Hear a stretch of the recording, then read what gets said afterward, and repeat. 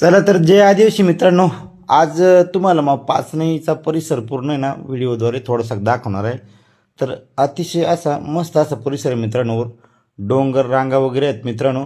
तर बघा, आणि रस्ता वगैरे पण चांगला आहे.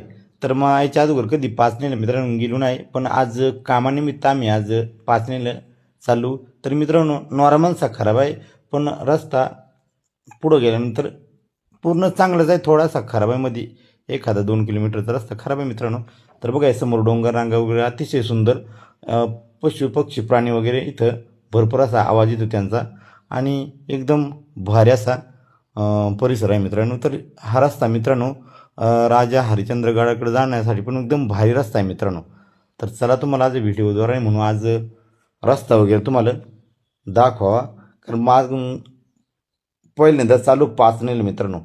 तर पाचनईचा परिसर अतिशय मस्त. बघा, डोंगर रांगा वगैरे आहेत, निसर्ग परिसर मस्त नटलेला, असं छान झाडं वगैरे आहेत मित्रांनो. तर चला चला, तुम्हाला जर याचा असला तर रोड एकदम मस्त आहे मित्रांनो. हे बघा, डोंगर रांगा आहेत या पूर्ण आपला सह्याद्रीचा पट्टा, आणि एकदम मस्त अशी. तर आपल्या इकडे हे पट्ट्यात आपले आदिवासी लोक भरपूर असे आहेत.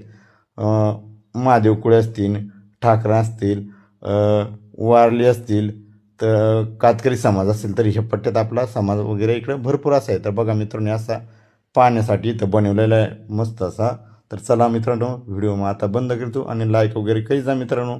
चला तर ठेवतो. हां, ओके मित्रांनो.